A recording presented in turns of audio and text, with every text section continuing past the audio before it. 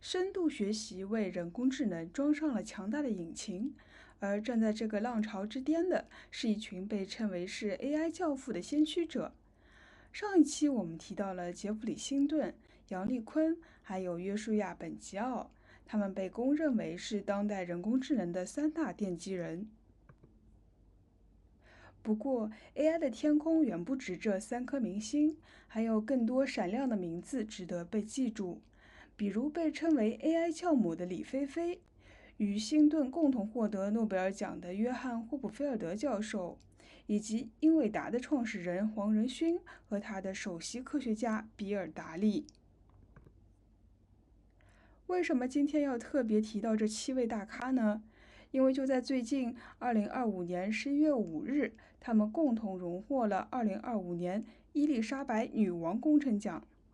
英国国王亲自在圣詹姆士宫为他们颁发了这个至高荣誉。英国金融时报聚齐了他们其中的6位，进行了一个简短的采访，一共3个问题。主持人首先问他们每个人职业当中关于个人的顿悟时刻，对于自己走向这个方向的关键的节点。约书亚·本吉奥说，他的第一个时间点是在研究生的时候，当时他正在找一个比较好的课题，就读到了杰弗里·辛顿的早期论文。读完之后，他对于研究人类智能的原理以及构建高级智能机器感到非常兴奋。第二个时刻是在2年半以前，在 ChatGPT 问世之后，他开始思考我们现在在做什么，这些语言机器未来会给世界带来什么。他们万一不受控制，而且比我们聪明，那该怎么办？有人滥用这种权利又该怎么办？于是他就彻底地调转了自己的研究方向，开始搞 AI 安全这块内容。比尔·达利也是分享了2个人生时刻。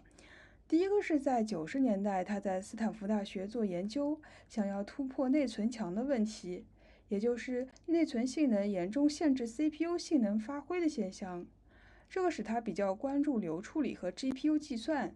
并且想办法让 GPU 不仅能够处理图形图像，还能够处理科学计算。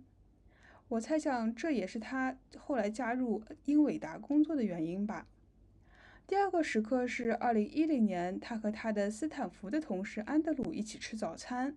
当时安德鲁是在谷歌工作，他就提到了他们在网上找猫咪照片的事情。安德鲁说，他们在谷歌用了16000个 CPU 训练的一个技术，叫做神经网络。这位安德鲁成功地说服了比尔，这是一个非常棒的新技术。于是，在2011年的时候，比尔就重复做了这个实验。不过他不是在 CPU 上做，而是在英伟达的48个 GPU 上。他成功完成了这件事情的时候，就非常坚定地觉得说，这就是英伟达下一个要做的事情，要用 GPU 去赋能深度学习，因为他觉得这在未来除了识别猫咪以外，还有非常巨大的应用前景。杰弗里·辛顿的灵感时刻更早，是在1984年，他尝试使用反向传播算法来预测一串句子的下一个词语是什么。这个很小的语言模型效果出其意料的好，居然能够学习单词含义的有趣的特征。他认为那个就是现在大语言模型的先驱。虽然非常小，只有100个样例，但是想法比较相通，都是根据词语序列预测下一个单词。黄仁勋谈到自己的职场特殊时刻时说，他是第一代能够使用更高级别表示和设计工具的芯片设计师。在2010年左右，多伦多大学、纽约大学还有斯坦福大学3个机构几乎是在同时间联系到了英伟达。当时他就看到了这种早期的迹象，深度学习要用这种结构化设计的框架来设计软件。后来验证这种软件非常的有效果。第二个观察就是看到了这种设计软件的方式和设计芯片非常像，他就想说或许是可行的，并且运用了多年来芯片设计的规模化的方法来更好的扩展这种功能。他说观察到深度学习模型非常有效，对他来说就是产生了火花的时刻。李飞飞分享的第一个时刻是在2006年到2007年之间，他当时正从研究生过渡到一名年轻的助理教授，他是第一代从事机器学习的研究生之一，读的是杨利坤、杰弗里·辛顿和约书亚·本焦的论文。他尤其对于视觉识别的问题感到了痴迷。视觉识别就是说，计算机看到图里面有一只猫，就能够识别这只猫来。当时很大的一个问题是泛化能力，就是说计算机看过了100张猫咪的图像，并且经过训练之后，再看一张全新的猫咪的图，是否依然能够判断正确。他和他的学生尝试了所有的经典的算法，表现还是不够好。最后发现缺失的部分是数据量不够大。他们于是有了一个非常大胆的想法，就是创建一个互联网规模的数据集。经历了3年的时间，构建了 ImageNet 这个包含了1500万张、22000个类别的手工精选的图像数据集。他们当时的顿悟时刻就是意识到了大数据驱动机器学习这件事情。他分享的第二个时刻是在2018年的时候，当时他是谷歌云的首席 AI 科学家。在 AlphaGo 和 AlexNet 这些重大的突破发生之后，他觉得 AI 不仅带来创新，也应该带来仁爱。于是他就回到了斯坦福大学当教授，共同开创了人本中心的 AI 研究所，希望把人类的价值放在 AI 开发的最中心。杨丽坤分享的故事是他在读本科的时候，对于更普遍的人工智能和智能感到好奇，他就觉得这个东西应该是能够自己构建自己的，就像人类一样。但是当时他刚刚大学毕业，想要去研究院，压根找不到在做这个事情的。他就想说，可不可以和自己有相同兴趣的人联系联系，结果就找到了杰弗里·辛顿的论文。他说，辛顿是自己在1983年的时候最想见的人。终于，他们就在2年后见面吃了顿饭。他说，他俩几乎能够互相补全对方想说的话。但是他俩对于监督学习还是非监督学习的方向有不同的信仰。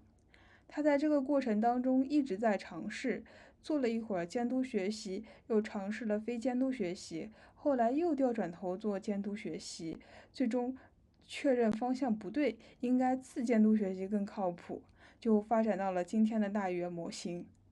不过这些大语言模型对于视频还有传感器数据都不太擅长，他认为这会是未来几年的新挑战。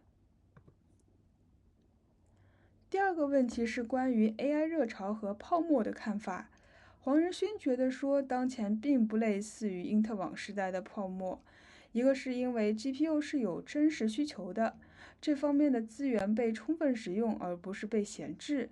第二个是 AI 具有技术价值，它能够产生实时的情景化的智能，价值显著，并且是能够逐渐被各个行业应用。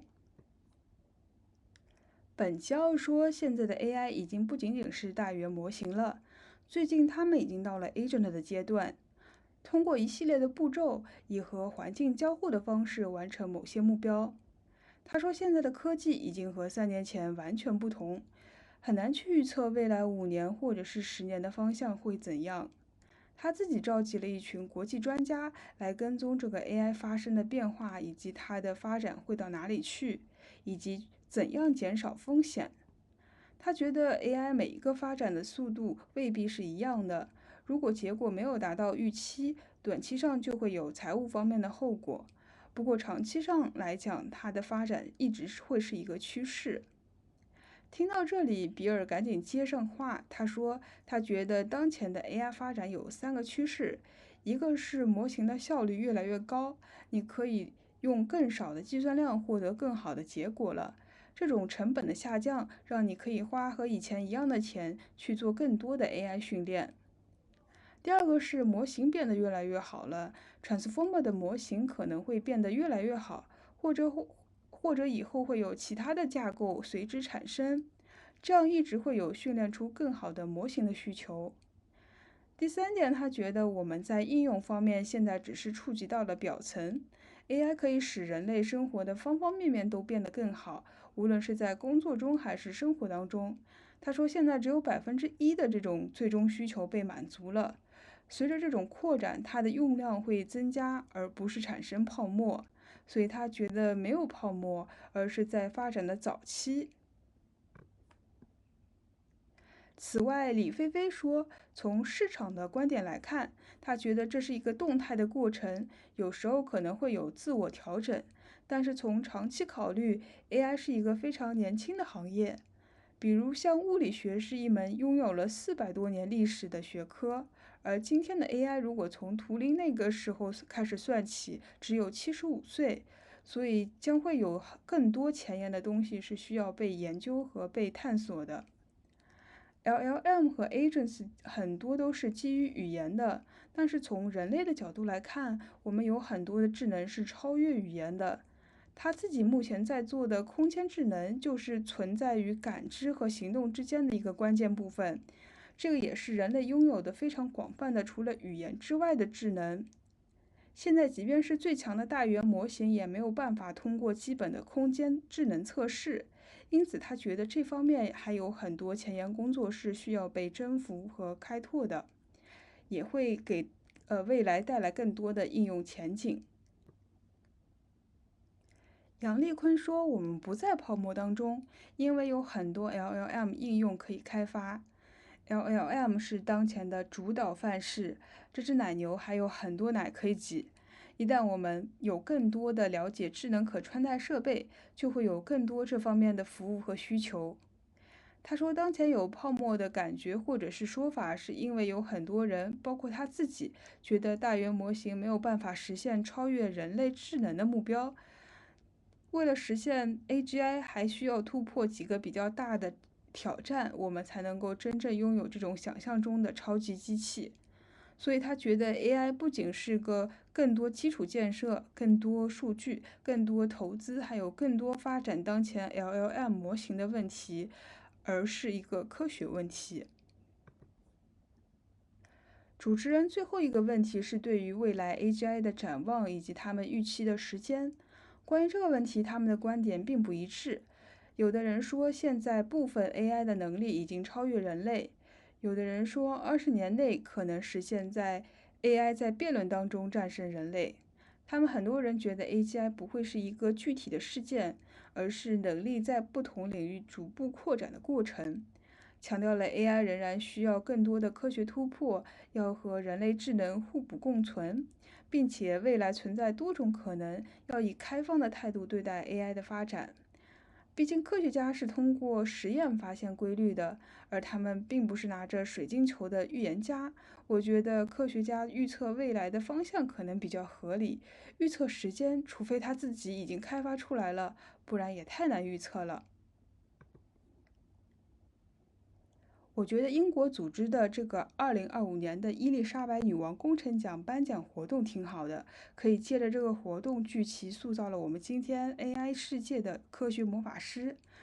这个伊丽莎白女王工程奖是在2012年由大卫·卡梅伦、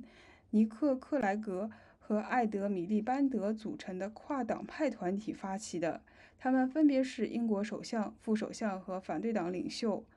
50万英镑的奖金和3D 打印的奖杯，每年以英国女王伊丽莎白2世的名义颁发。这个奖项每2年评选一次，2021年开始就改为了年度奖。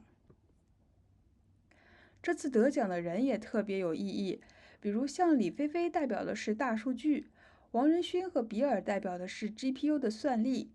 约翰·霍普菲尔德、杰弗里·辛顿、杨丽坤还有约书亚·本基奥，他们是算法的代表。在这3种因素俱全的情况下，催生出了深度学习和新一代的技术革命。这个采访的嘉宾阵容可以算得上说是世界的顶配了。我唯一不够满足的就是这个采访时长真的很短，平均每个人只有5分钟。作为一个科技观众，我更喜欢看到一个非正式的人均30分钟的采访。我有没有说出你的心声呀？今天的节目就到这里，那我们就下期见了。